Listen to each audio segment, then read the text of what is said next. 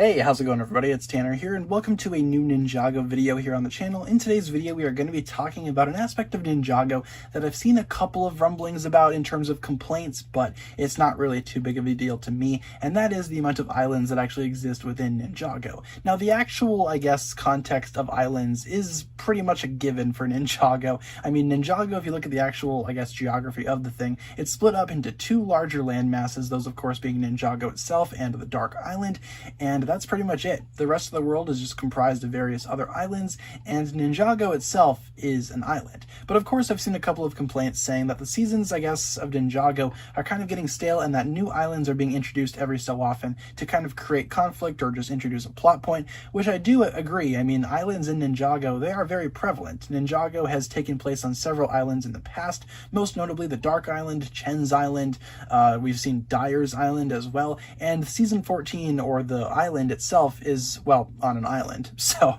there's another island there. But I don't think having too many islands is an issue. Again, Ninjago as a geographical thing, what else are you going to do? Are you going to have the ninja go into some other, just a random city or whatever? There doesn't exist any other cities outside of Ninjago, unless, again, they are on some type of island. Again, Season 15 I feel like is going to take this a little differently, though. Season 15 I feel like we'll be introducing an underwater society, maybe with underwater temples and underwater cities that might expand out Ninjago's lore a little bit more and expand out the actual, I guess, geography of the thing. Again, Ninjago itself can be expanded upon in the same world. You don't need to transport yourself to another realm to get some type of new environment. Ninjago itself has a lot of those. It's just that islands are pretty much the only thing that Ninjago can do, aside from, again, like underwater cities, maybe a city in the sky. We've seen Shintaro, we've seen other places like that, so it's obvious that Ninjago can do other stuff besides, you know, just make islands. But still, even if Ninjago does make a lot of islands, I mean, it expands out the world again, and in my opinion, there's not really anything else that Ninjago can do with that. We've seen Ninjago adopt, again, things like Shintaro,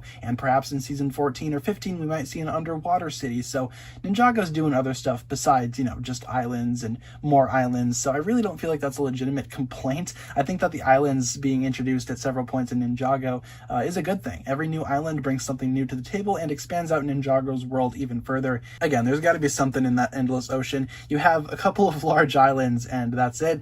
No, there's got to be more out there. So what are you going to do? Make more islands. Is that kind of repetitive? Yeah. But is it necessary?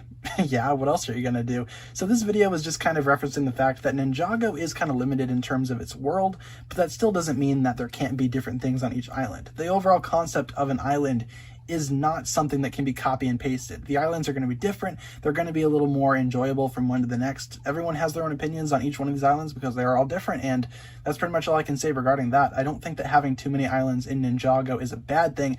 I think it just expands out Ninjago's world. I mean, within its own realm, within its own Ninjago world, yeah, this is pretty much all you can do to expand things. But of course, that's just my opinion. Let me know down below in the comments if you yourself are kind of irritated with the amount of islands that Ninjago is introducing, and let me know what you would like to see as maybe an alternative. Leave all your thoughts down below, and hopefully you guys enjoyed the video. If you did, feel free to like, comment, subscribe, do all that fun stuff, and check out the links down below in the description for my other forms of social media. As always, big shout out goes out to my Patreon supporters, including, once again, the marvelous Jan. Thank you guys so much for watching this video once again. My name is TannerFishies, and with that, I bid you farewell.